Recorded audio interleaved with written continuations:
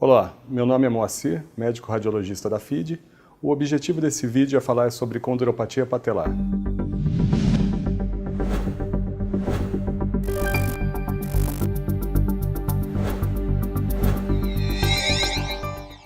Os objetivos dessa apresentação são identificar as lesões condrais da patela, saber como avaliar a cartilagem, a classificação utilizada e quais os principais tipos de lesão condral.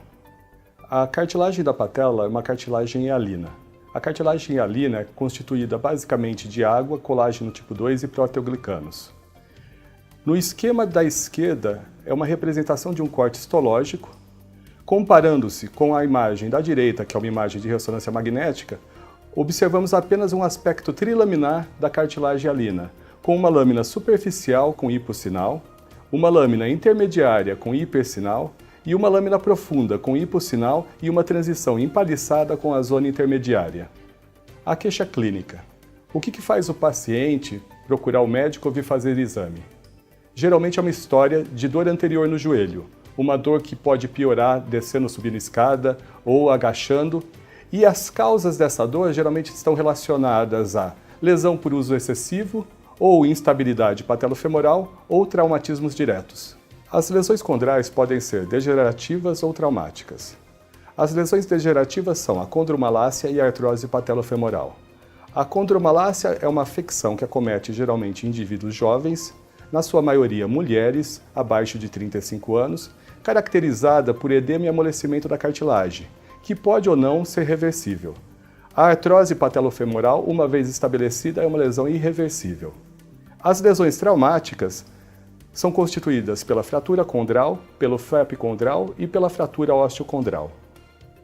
O que avaliar na cartilagem? Necessitamos avaliar se existe alteração do sinal intrasubstancial, áreas de alto sinal ou áreas de baixo sinal, se a espessura da cartilagem está preservada, está aumentada ou diminuída, se existem alterações da superfície condral, constituído por fissuras ou erosões, e se essas fissuras ou erosões acometem mais ou menos de 50% da espessura da cartilagem, e se existem alterações no osso subcondral. Quais as características das lesões condrais na ressonância?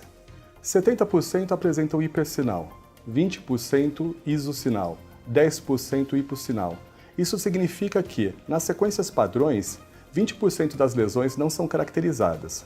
Além disso, a ressonância tem uma baixa acurácia na detecção de lesões superficiais, porém é muito boa para avaliar lesões profundas e lesões do osso subcondral. A classificação da condropatia patelar é dividida em 4 categorias. A primeira, quando você tem alteração do sinal sem descontinuidade da superfície da cartilagem. A categoria 2, quando você tem uma descontinuidade da superfície da cartilagem acometendo menos de 50% da sua espessura. A categoria 3, quando você tem descontinuidade da superfície da cartilagem acometendo mais de 50% da sua espessura. E a categoria 4, quando você tem lesão osteocondral associada. Aqui temos exemplos das lesões condrais. A primeira imagem mostra edema e espessamento da cartilagem sem descontinuidade da superfície. A imagem 2, uma fissura superficial acometendo menos de 50% da sua espessura. A terceira imagem, uma fissura profunda atingindo o osso subcondral. E a quarta imagem, uma fissura em toda a sua espessura com alteração do osso subcondral. Na primeira imagem, observamos um fragmento condral destacado no recesso lateral, numa paciente que teve uma luxação patelar caracterizada pelas contusões ósseas na faceta medial da patela e na faceta lateral da tróclea, bem como um derrame articular com presença de nível líquido-líquido, inferindo hemartrose. Nesse outro paciente, temos aqui um fragmento condral destacado, localizado entre a patela e a faceta lateral da tróclea. Nessa imagem, temos um exemplo de um flap condral na faceta medial da patela, com esse segmento da cartilagem quase todo destacado nessa região. Nessa imagem, observamos uma lesão osteocondral da faceta medial da tróclea, com um fragmento destacado e localizado no recesso lateral. Na imagem ao lado, um estudo radiográfico da mesma paciente, onde observamos esse fragmento ósseo destacado no recesso lateral nessa região.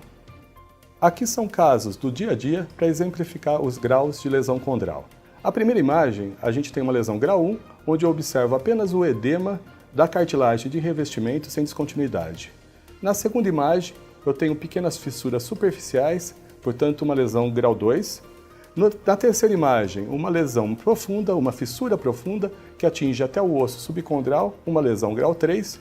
E na quarta imagem eu tenho uma área de exposição com alteração do osso subcondral caracterizado por edema e pequenos cistos subcondrais.